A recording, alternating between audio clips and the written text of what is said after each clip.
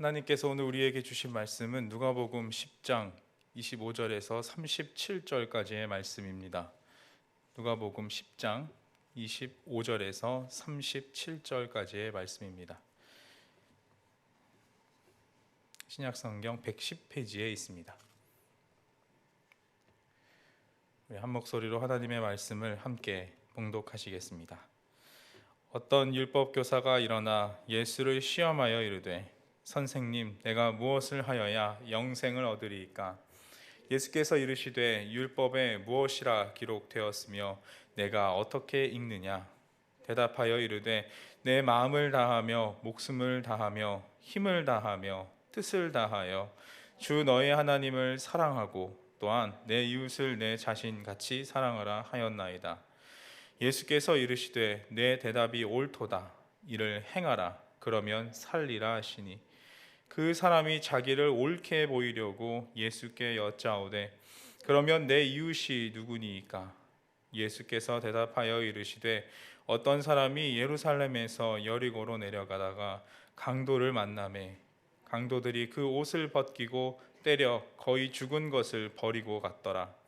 마침 한 제사장이 그 길로 내려가다가 그를 보고 피하여 지나가고 또 이와 같이 한 레위인도 그곳에 이르러 그를 보고 피하여 지나가되 어떤 사마리아 사람은 여행하는 중 거기 이르러 그를 보고 불쌍히 여겨 가까이 가서 기름과 포도주를 그 상처에 붓고 싸매고 자기 짐승에 태워 주막으로 데리고 가서 돌보아 주니라. 그 이튿날 그가 주막 주인에게 데나리온 둘을 내어주며 이르되 이 사람을 돌보아 주라. 비용이 더 들면 내가 돌아올 때 갚으리라 하였으니 내 생각에는 이 세 사람 중에 누가 강도 만난 자의 이웃이 되겠느냐? 이르되 자비를 베푼 자니이다. 예수께서 이르시되 가서 너도 이와 같이 하라 하시니라. 아멘.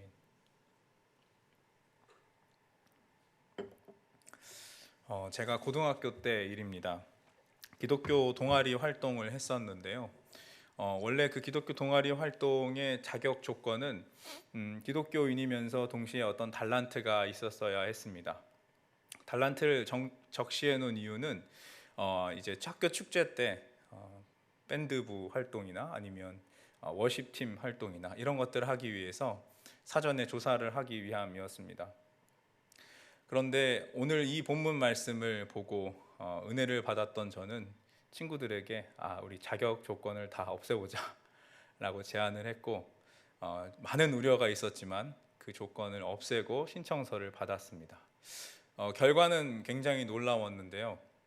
학교 축제 때 저희가 올라가서 워십을 하고 또 찬양을 연주했을 때 기대하지 않았던 반응이 굉장히 뜨거운 모습을 볼 수 있었습니다.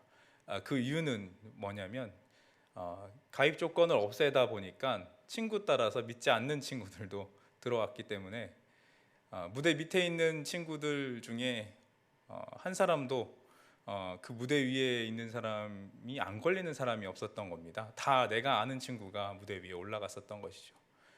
워낙 인원이 많았기 때문에 그런 좋은 효과가 있었던 것 같습니다. 결과적으로 그 조건을 폐지한 것이 굉장히 좋은 일로 기억에 남아있고 지금도 종종 회자되곤 한다고 합니다. 오늘 본문의 메시지도 이 메시지와 좀 비슷한 이야기를 하고 있습니다. 어떤 메시지인가요? 본문은 율법교사와 예수님의 두 번의 문답을 이야기하고 있죠. 먼저 첫 번째 대화에서 율법교사는 무엇을 행해야 영생을 얻을 수 있겠습니까? 라고 묻고 있습니다. 이에 예수님은 자네는 율법이 뭐라고 생각하느냐? 라고 되묻죠. 그러자 율법교사는 하나님 사랑과 이웃 사랑이라는 율법의 대명제를 이야기합니다. 이 물음에 예수님께서는 이를 행하면 살리라 라고 이 말을 마치시면서 이 행하다와 살다로 시작과 끝을 맺는 대화를 볼 수가 있습니다. 사실 율법교사의 이 질문은 굉장히 불순한 질문인데요. 왜냐하면 이 질문 자체에 이미 예수님을 시험에 걸려 넘어뜨리게 하려고 질문을 했다라고 표현하고 있기 때문에 그렇습니다. 그럼에도 예수님은 묵묵히 이 질문에 대답을 해주시죠. 이 대화는 무엇을 행해야 살 수 있겠냐는 질문에 율법교사 자네가 말한 그것을 행해야 산다라고 응답해 주신 것입니다. 왜냐하면 율법교사는 하나님을 지식으로 그 누구보다도 잘 아는 사람이었지만 정작 바로 앞에 하나님의 말씀 그 자체이신 예수님을 알아보지 못하고 있기 때문에 그렇습니다. 두 번째 대화는 앞서 무엇을 행해야 영생을 얻겠는지에 대한 예수님의 아주 구체적인 대답을 들을 수 있겠는데요. 율법교사가 묻는 누가 내 이웃인가 라는 질문은 영생을 얻기 위해 내가 어떤 이웃에게 내가 이웃이 되어 주어야 하겠느냐라는 것입니다. 예수님은 그 질문에 대한 어떤 한 가지 비유를 말씀하시면서 대답을 하시는데요. 비유의 말미에 누가 이웃이 되겠느냐라는 질문으로 대답을 하십니다. 이 두 번째 대화 속에 오늘 우리가 주목하려고 하는 선한 사마리아인의 비유가 있는 것입니다. 우리가 먼저 잠시 살펴볼 것은 예수님의 누가 이웃이 되겠는가 하는 그 질문입니다. 이 질문의 핵심은 이웃이 누구인가에 있지 않습니다. 누가 이웃이 되는지 이웃의 주체가 되는 사람이 누구인지를 우리에게 먼저 묻고 있는 것입니다. 결론부터 말씀드리자면 사실 예수님께서는 자기 자신을 염두에 두시고 이 질문을 하신 것입니다. 예수님께서 모든 사람의 이웃이 되어주시고 구원을 해줄 사람이 바로 그분인 것을 깨닫게 하기 위함인 것이죠. 그러나 율법교사는 예수님을 시험에 걸려 넘어지게 하려고 나쁜 의도로 이 질문을 하였는데 이 질문에는 굉장히 허점이 많은 것을 우리는 알 수 있습니다. 율법교사의 질문의 약점은 바로 앞부분에 있습니다. 자기가 옳음을 보이고 싶어서 이 질문을 했다고 이야기하고 있습니다. 또 이 질문은 영생에 관한 질문이라고도 볼 수 있겠는데요. 옳음을 보이고 싶은 것과 영원히 사는 것, 이 모든 것은 구원에 관한 이야기입니다. 결국 이 율법교사는 자기 의로움을 스스로 내보이면서 자신의 힘으로 하나님께 인정받고 구원받고 싶어하는 사람이라는 것을 우리는 잘 볼 수 있습니다. 결국 이 율법교사의 질문을 바꿔 말하면 내가 할 수 있는 일, 내가 사랑할 만한 이웃의 목록을 나에게 제시해 주십시오라고 이야기하는 것입니다. 만약 하나님 사랑과 이웃 사랑을 이렇게 제시된 대로 다 실천할 수 있는 사람이라면, 완벽하게 실천할 수 있는 사람이라면 하나님의 은혜와 사랑은 사실 필요하지 않을 것입니다. 예수님은 이렇게 완벽한 이웃 되기를 그들에게 요구하신 것이 아니라 하나님을 마음과 뜻과 영혼과 힘을 다해서 사랑하고 이웃을 자신과 같이 사랑하라는 것을 요구하고 계신 것입니다. 구원에 있어서 문제는 율법교사들처럼 자신이 율법을 지키고 말고의 문제가 아니라 이 사랑의 율법을 지킬 수 없다는 연약한 우리 자신을 인정하는 것을 예수님께서는 원하셨던 것입니다. 율법교사들의 실수는 자기 자신이 바로 그런 사람인 것을 깨닫지 못하는 데 있는 것입니다. 그래서 예수님께서는 그런 연약한 그런 율법교사들의 이웃이 되어 주시려고 사랑의 율법을 실천할 수 있는 길을 기꺼이 열어주시려고 이 땅에 오신 것입니다. 이것이야말로 우리가 아까도 찬양했던 정말 가장 큰 은혜라고 할 수 있겠습니다. 그러나 율법교사들은 이런 은혜에 대해서 별로 관심이 없어 보입니다. 자신들이 스스로 구원을 얻을 수 있는 일, 그런 일이라면 충분한 은혜를 베풀 수 있는 만한 우리에게 이웃의 목록을 주십시오 라고 요구하고 있는 것이죠. 그래서 예수님께 이웃이 누구인가 묻고 있는 것입니다. 한 100명쯤 그런 이웃을 내가 도와주면 하나님께 구원받을 수 있지 않겠습니까? 하는 것입니다. 왜냐하면 지금까지 자기 자신들이 지켰던 율법은 이미 차고 넘쳤고, 혹여 그렇지 않다고 하더라도 내가 조금 더 희생하고 손해봐서 많은 이웃들을 돕는다면 기꺼이 구원에 이를 수 있겠다라고 생각을 했던 것입니다. 이렇게 무엇을 통해서 율법의 완전함에 다다른다면 그런 구원을 얻는 것이 가능할까요? 전혀 가능하지 않다는 것을 이미 우리는 알고 있습니다. 그렇기 때문에 예수님께서 이 땅에 오신 것이죠. 갈라디아서 2장 16절을 제가 읽겠습니다. 사람이 의롭게 되는 것은 율법의 행위로 말미암음이 아니요 오직 예수 그리스도를 믿음으로 말미암는 줄 알므로 우리도 그리스도 예수를 믿나니 이는 우리가 율법의 행위로서가 아니고 그리스도를 믿음으로써 의롭다함을 얻으려 함이라. 율법의 행위로서는 의롭다함을 얻을 육체가 없느니라. 예수님께서는 애초에 우리의 지킬 수 없음을 아시고 이 땅에 오신 것입니다. 애초에 우리에게 스스로 하나님의 자녀가 될, 하나님의 이웃이 될 만한 힘이 없기 때문에 우리를 은혜로 자녀 삼아 주신 것입니다. 그리고 그 자녀 삼은 일에 대해서, 그 은혜에 대해서 우리가 감격하고 마땅히 사랑을 베풀며 살아가게 성령을 통해서 늘 이 일을 깨닫고 감동하고 베풀게 살며 우리를 도와주시는 것입니다. 사실 애초에 하나님께서 이스라엘에게 원하시던 것이 바로 이런 일이었습니다. 레위기 19장 34절을 제가 읽겠습니다. 너희와 함께 있는 타국인을 너희 중에서 나은 자같이 여기며 자기같이 사랑하라. 너희도 애굽 땅에서 객이 되었더니라. 나는 너희 하나님 여호와니라. 이스라엘도 사실은 이방인이었습니다. 그들이 정착했다고 생각했던 그 가나안 땅에 그들은 원래 그들의 땅이 아니었고 하나님께서 그냥 주신 것이었죠. 오늘날로 말하자면 이스라엘은 세입자고 하나님은 건물주인 셈이었습니다. 그러나 이들은 땅을 허락하신 그 하나님의 은혜를 잊어버렸고 거절했습니다. 이스라엘에게 모든 민족을 감싸고 돌보는 역할을 맡겼지만 이스라엘도 그 역할을 다 하지 못했죠. 그것을 상징적으로 보여주는 것이 오늘 본문에서 등장하는 선한 사마리아인의 비유인 것입니다. 다시 본문으로 돌아가서 이제 선한 사마리아인의 비유를 본격적으로 함께 살펴보겠습니다. 오늘 이야기에서 다친 사람은 아마도 이 길을 자주 다녔던 사람일 것으로 보입니다. 실제로 이 길이 어떤 길인지는 정확하게 알 수는 없지만 제사장이 다니고 여리고라는 지역명을 봤을 때 제사를 드리는 예루살렘과 여리고 사이에 어떤 길로 보입니다. 아주 유력한 후보로는 피의 도로라고 별명이 붙여진 아주 무서운 이름의 도로입니다. 이 길이 섬뜩한 별명을 가진 이유는 이 길에서 실제로 많은 사람들이 강도를 만났기 때문에 그렇습니다. 이 길은 보통 제사를 드리고 여리고로 가는 유대인들이 많이 이용했습니다. 그럼에도 유대인들은 당시 상술에 능하고 그것을 중요하게 여겼기 때문에 이런 위험한 길도 지름길이라면 위험을 감수하면서도 그 길을 다녔다고 합니다. 아마도 상단을 꾸리고 굉장한 경호원들을 대동했다면 이런 참변을 당하지 않았을지도 모르겠습니다. 그러나 우리는 이유를 알 수 없지만 이 사람은 분명히 어떤 변을 당한 것이 확실해 보입니다. 이때 먼저 제사장이 이 길을 지나가는데요.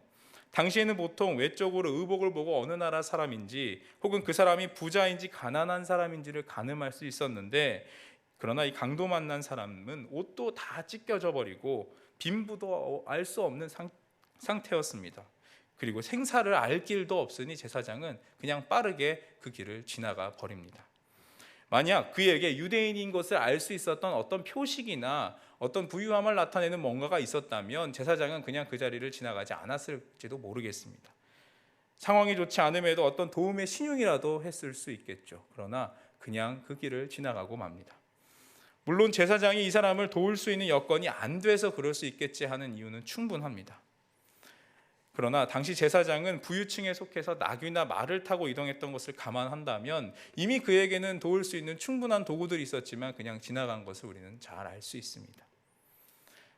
물론 그럼에도 이 사람을 비난할 수 없는 아주 일방적인 이유가 하나 있는데요. 그것은 제사장이 부정한 피나 죽음을 마주하게 되면 제사를 드릴 수 없기 때문에 그렇습니다. 예배를 드리러 가는 그 길에 그 어려움을 만난다고 한다면 그것을 지나갈 수 있는 좋은 핑계가 있었던 것이죠. 그리고 만약 이 사람이 단순히 부상을 입은 사람이 아니라 죽었던 사람이라고 한다면 문제는 더 심각해집니다. 유대 역사가 요세푸스의 기록에 따르면 만약 정결하지 않은 상태에서 제사를 드리면 하나님께 죽는 것은 당연한 일이고 그 전에 그의 가족들에게 발각되어서 몽둥이로 내려쳐 죽임을 당한 경우도 있다고 기록을 하고 있습니다. 그렇기 때문에 이 문제는 보통 심각한 일이 아니었기 때문에 이 부담을 피하기 원해서 제사장은 그냥 지나갔던 것으로 보입니다. 그리고 이런 문제뿐만 아니라 부정해지면 제사장은 경제적으로도 큰 타격을 받게 됩니다. 정결 예식으로 집에 격리를 하게 되는데요. 격리하다 보면 재물의 11조도 자신이 챙기지 못하고 덩달아 집에 있는 가족에까지 어쩔 수 없이 피해를 입히게 되는 것은 불붙듯 뻔했습니다. 제사장은 이런 곤란한 여러 가지 상황을 피하고자 그 길을 지나갔던 것이죠. 위의 상황들을 잠깐 기억하면서 두 번째 지나간 사람 우리가 한번 살펴보겠습니다. 두 번째로 지나간 사람은 제사장을 돕는 레위 족속이었습니다.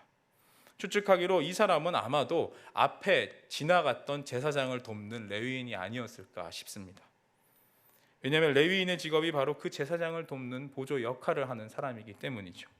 보통 제사를 드리고 여리고로 이동하는데 막 제사를 마쳤고 연달아서 레위인이 지나갔다고 한다면 아마도 심지어 같은 공간에서 예배를 드린 사람일 수도 있습니다. 그런데 만약 이 레위인이 자기보다 높은 제사장이 지나간 그 사람을 돕는다면 제사장이 어떤 망신을 당하겠습니까? 레위인이 유대인을 돕는다고 여리고로 데려가면 아마도 제사장은 이 소식을 듣고 막 한 걸음에 쫓아와서 왜 그러냐고 비난할지도 모르는 일입니다. 이는 곧 사원이 사장을 모독하는 일과 같은 것이죠. 이렇게 이야기는 점점 한 곳으로 포커스가 모아집니다. 이제 사마리아 사람에게 집중이 되죠. 마지막에 지나가는 사람은 사마리아인이었습니다. 예수님의 이야기를 듣고 있던 당시 청중들은 이쯤 되면 멋진 유대인 한 명이 이 사람을 구해 주었겠지라고 기대했을지도 모르겠습니다. 해피엔딩을 기대했겠죠.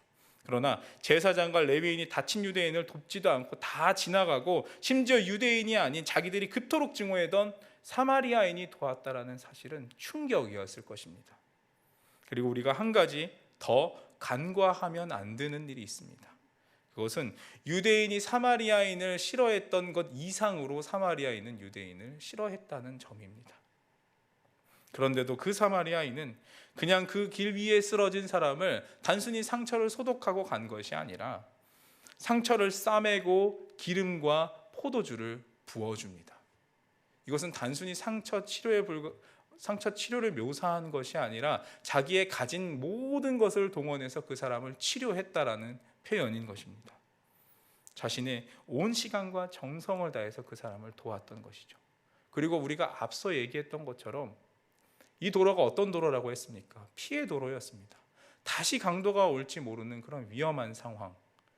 그리고 사마리아인이 유대인을 돕는다고 하는 그 소식이 퍼지면 많은 유대인들이 분개하면서 어떻게 그럴 수 있느냐, 공격할 수도 있고 오해할 수도 있는 그런 상황에서 이 사마리아인은 자신의 목숨을 내어놓고 자신의 모든 것을 활용해서 이 쓰러진 사람을 돕고 있는 중인 것입니다. 뿐만 아니라 선한 사마리아인은 이 사람을 짐승에 태워서 어디까지 갔습니까? 여관에까지 데려다 주어서 혹여나 이 사람을 돌보는데 비용이 부족하거든 내가 다 지불하겠다라고 그 후속 조치까지 완벽하게 끝내놓습니다. 2데나리온이라는 금액은 한 주 혹은 2주를 더 묵을 수 있는 금액인 것입니다. 왜 이렇게까지 했을까요? 만약에 그 당시 관행으로 미루어 보면 이 사마리아인이 이렇게 돈을 내고 여관에서 그 다친 사람의 치료함을 받는데 돈이 부족하게 될 경우에 굉장히 곤란한 일이 생기기 때문에 그렇습니다. 만약 돈이 부족하게 되면 여관 주인의 노예가 되기 때문인데요. 그 돈을 다 갚을 때까지 거기서 노예가 되는 것입니다. 그런 혹시나 하는 상황까지도 다 방지하기 위해서 이 사마리아인은 모든 강구책을 써서 그 사람을 헌신하여 도왔던 것입니다. 예수님은 이 비유를 마치시고 이야기를 듣고 있는 청중들에게 누가 이웃이 될 수 있겠는가 묻습니다. 여기에는 오늘 본문의 핵심이 숨어 있습니다. 예수님은 이 이야기에서 한 사람을 구원하기 위해서 얼마나 큰 대가가 필요한지를 보여주고 계신 것입니다. 누가 이 큰 대가를 지불하며 상처 입은 사람에게 이웃이 되어줄 수 있겠습니까? 아까도 말씀드렸듯이 이스라엘이 지었던 그런 큰 불순종의 피해, 그 불순종의 책임을 누가 감내하면서 누가 과연 이웃이 되어줄 수 있겠습니까? 사마리아인은 이토록 비싼 대가를 지불하고 사람을 구했습니다. 이와 같이 예수님께서 자신의 행위로 구원을 얻고자 하는 율법 교사들에게 너희도 이렇게 감당할 수 없는 하나님의 큰 은혜를 입어야만 하나님의 백성이 될 수 있다라고 강조하여 얘기하고 있는 것입니다. 이런 맥락에서 이 선한 사마리아인은 예수님을 의미한다고 볼 수 있습니다. 그리고 강도 만난 자는 다름 아니라 율법 교사들과 바로 우리들 자신입니다. 예수님께서는 상처 입고 마음속에 어두운 것들이 많은 율법 교사들과 우리, 그리고 신앙의 길 위에서 강도 맞는 자와 같이 된 우리들을 귀중한 생명으로 값을 치르시고 구원해 주셨습니다. 선한 사마리아인이 상처 입은 사람에게 그들을 위해서 2데나리온을 주며 여관에 맡겨서 구원해 주었듯이 말입니다. 기독교에서 이야기하는 죄에 대한 값은 그 같은 값인 생명으로밖에 구원할 수가 없습니다. 이 죄를 용서받으려면 생명이 필요한 것입니다. 하나님과 멀어진 죄, 하나님의 말씀을 듣지 않는 죄는 곧 죽음과 연결되어 있기 때문에 이 값을 치르려면 생명이 필요한 것이죠. 그 값을 예수님께서 십자가의 죽으심으로 대신 지불해 주신 것입니다. 하나님은 그렇게 기꺼이 우리에게 이웃이 되어 주셨습니다. 오늘 말씀을 기억하면서 먼저 우리는 이웃에 대해서 한번 묵상해 봤으면 좋겠습니다. 오늘날 수많은 이웃들이 우리 주변에 있습니다. 그러나 율법교사들과 같이 우리는 처음부터 이웃의 범주를 애초에 정하고 있지 않은지 돌아봤으면 좋겠습니다. 하나님께서는 이웃이 될 수 없는 우리를 위해서 기꺼이 먼저 찾아주시고 이웃이 먼저 되어주셨다는 것을 잊지 마시기 바랍니다. 그리고 오히려 그런 은혜를 입은 사람, 그런 은혜를 입어야 하는 사람은 바로 우리인 것을 기억해야 합니다. 그래서 내가 마땅히 구원받은 사람이라고 믿고 사는 것도 중요하지만 그 절절한 믿음이 우리 삶에서 마땅히 사랑으로 나타나야 하는 것입니다. 만약 그 사랑이 우리의 외연에서 나타나지 않는다면 우리는 여전히 은혜를 입었지만 입지 않았다고 부인하는 율법 교사들과 같이 될 것입니다. 이 사실을 깨닫고 하나님의 말씀대로 성령의 인도함을 받고자 애쓰는 사람이야말로 진정 하나님 나라 백성이고 하나님의 이웃이 되는 사람이라고 할 수 있습니다. 우리 다 함께 우리가 하나님께 먼저 은혜를 입은 사람, 은혜를 입은 사람인 것을 기억하며 우리도 그 은혜와 그 사랑을 기꺼이 다른 사람에게도 전해주며 다른 사람의 이웃이 기꺼이 되어줄 수 있는 사람이 될 수 있게 해달라고 우리 이 시간 함께 기도하겠습니다.